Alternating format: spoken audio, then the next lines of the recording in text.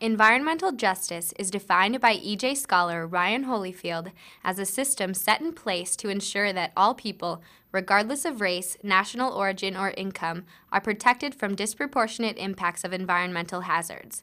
While countries all across the globe are rife with environmental justice cases, we found that not everyone is always aware of the conflicts happening in their own backyard.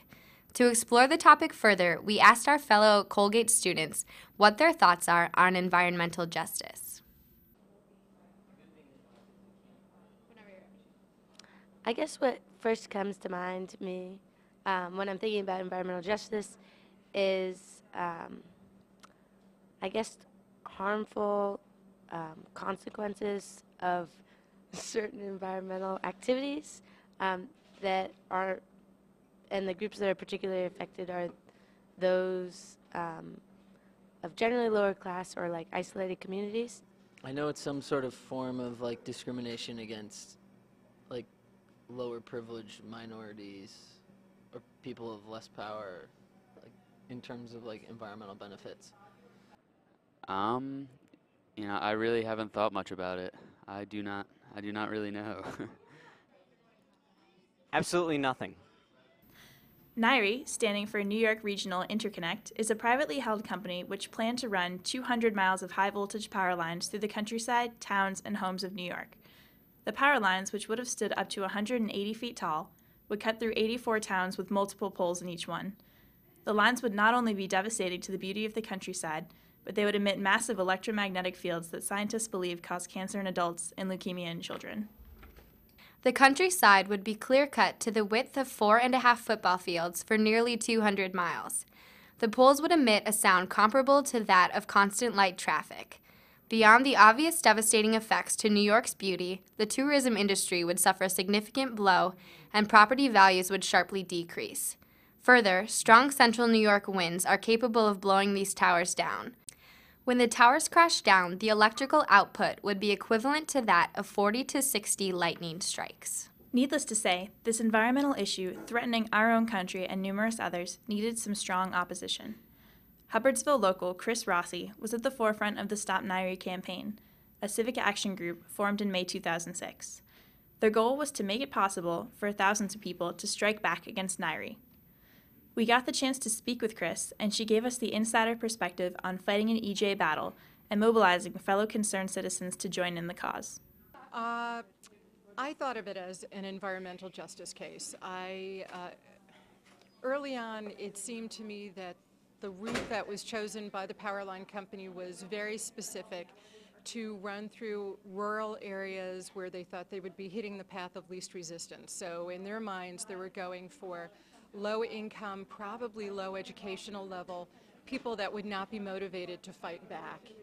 So yeah, for me it was an environmental justice issue. There are some people that probably didn't look at it that way, but that's part of what got me galvanized. Really, there was so little benefit in the project that it was incredibly slanted towards the company. They made a lot of noise about creating jobs when in reality we found out maybe 300 jobs would be created over a 180-mile stretch, which is really not a lot. What we would have seen up here is huge dip in real estate values, potential health problems. There's a burgeoning agricultural, small-scale agricultural movement going on, and agritourism that would have suffered. There would have been environmental damage. I mean, the harm done would have been huge, and the benefit would have been extremely small, if anything at all. So it was really a lose situation for anybody living along the power line corridor. Well, Stop NYRI formed early on in the project, and we were trying to think of the best way to mobilize the two counties that we represented. So we put together town teams.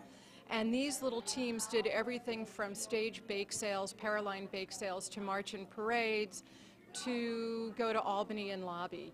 So it was really a combination of all these actions and activities that really gave us the momentum to make some impact. We just tried to be as visible as humanly possible. And the result was that we got traction with the politicians. That was really huge, getting their attention. You know, it was really a multifaceted approach, and keeping everybody in the area involved, doing things like fax days, using websites, big emails were really, really key. Again, the political involvement, especially during election years, was absolutely huge. The other thing that was important was working with all the other citizen groups along the 180-mile power line stretch. That was really important as well. No, I just say, for me, again, it went back to the environmental justice thing, that we were just seen as an easy target, and it became increasingly clear that it was a war of attrition with the power line company, with NYRI, and that we really had to sort of outlast them, which is what we managed to do in the long run. So what was conceived by them as the path of least resistance became the path of most resistance. We really didn't have direct involvement from them. We did get incredible traction with the local politicians, and again, I think a lot of this was serendipity, because we started our campaign during an election year, and we really made it clear to our political representatives that if they wanted to get elected, they had to work with us.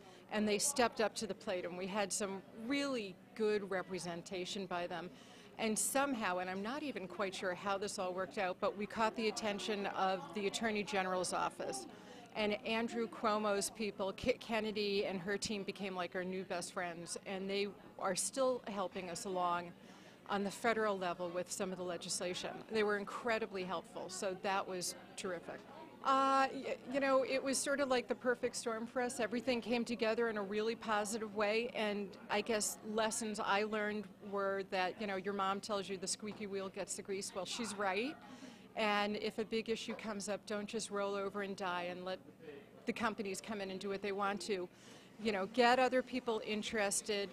Don't factionalize things. We really prided ourselves on being apolitical, meaning we weren't representative of just one political train of thought. It wasn't just environmentalist, it wasn't just Democrats, just Republicans. We were there for anybody who wanted to work on this issue. We were really inclusive, and we didn't give up. We just kept slugging away, and it was enough to get the attention that was needed to bring us to a positive place. So, don't give up and be inclusive, I guess, would be. And one other word of advice.